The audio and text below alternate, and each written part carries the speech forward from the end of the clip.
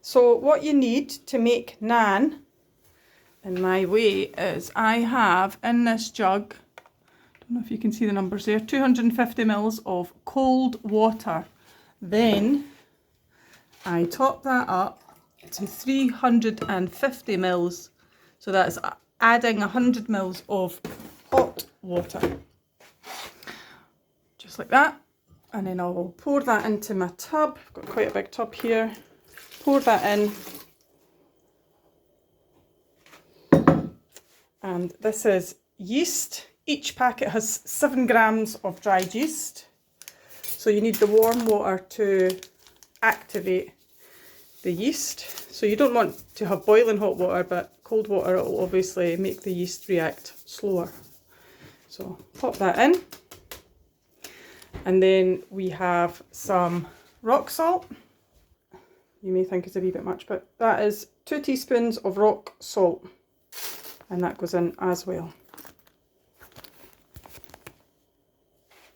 And then we will mix that, give it a wee shimmy until all that is incorporated and quite a lot of the rock salt has dissolved. So we'll just let that sit for a couple of minutes until the yeast has activated in the nice lukewarm water.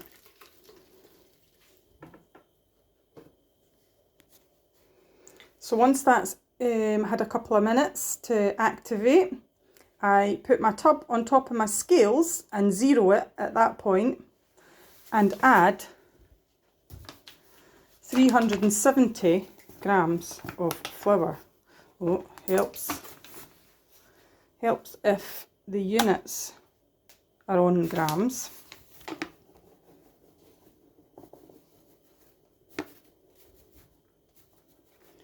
At this point, I don't really mind if it's a gram or 2 over.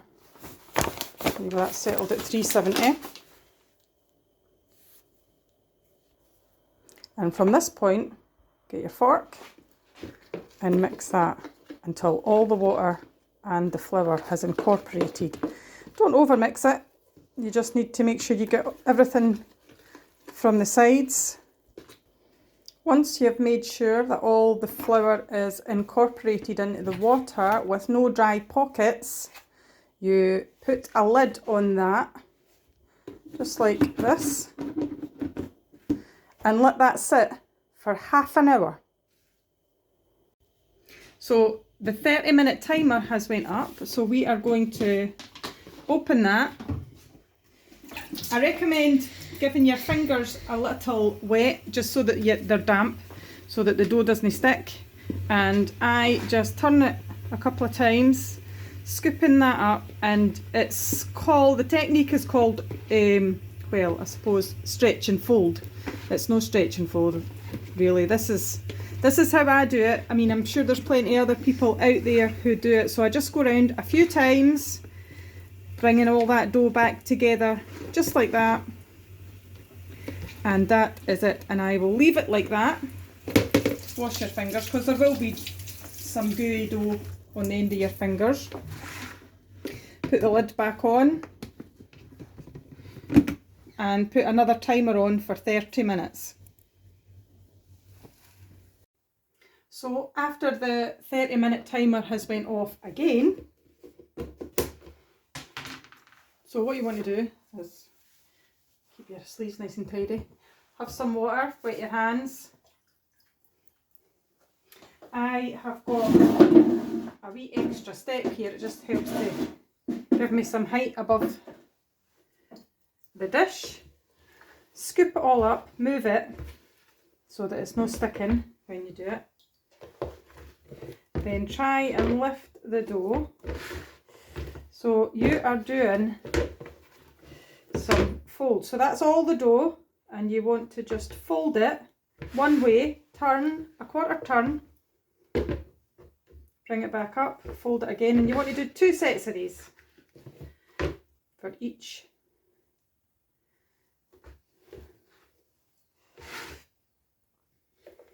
And last one, and that is very pretty. some of the dough will be stuck to your fingers, but I just washed that off. So a nice wee dough ball, and we'll put that on for another 30 minutes. So this is the naan after it's been in the fridge. Preferably put it in the fridge overnight, that's the best. But this has been in since this morning, since since 9 o'clock. And the time is 5:30, so that is almost 8 hours. So with this dough that you can see, we are going to take half the mixture. But first, we will put a good sprinkling of flour on our surface, and then we will take half our dough out. Very professionally done, as you can see. And then we'll put another wee drop of flour over the top of that. Then we're going to use a wee cutter. There's 4 of us, so I will cut that into 2, 4, and then I will curl them under till they're into a nice wee ball, and leave them sitting there until my skillet is hot. So this is my 4 wee dough balls getting ready to be transferred into this wee spot, and I'm going to flatten them out. So I have turned my skillet on to a medium heat. If you turn it up higher than a medium heat, then I feel everything cooks too fast and burns. I mean, I don't have a lot of things on the cooker, however. So as you can see, I'm just patting this out.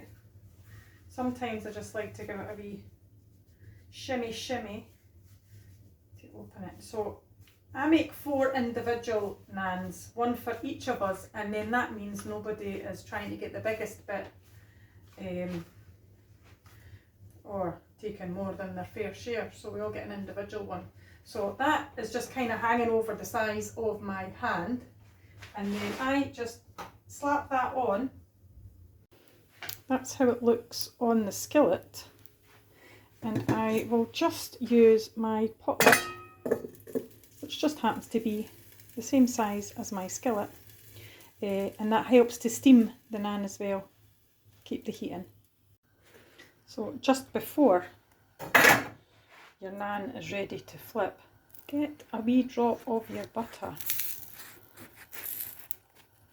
and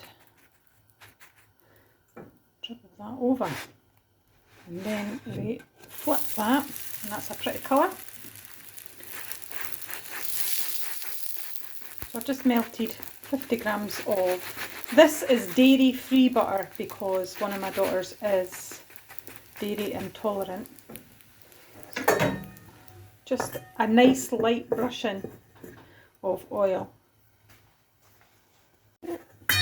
So lid off, napkin off, and that is beautiful. Onto the pile, cover it back up again, and next piece of naan, shimmy it out and pop the lid on. When the last naan is on, turn off your heat if you're using a skillet instead of a frying pan, because your skillet will stay hot. So I'm here with my dal and my fantastic piece of naan. So delicious. The naan is the best. It's the absolute best. So good.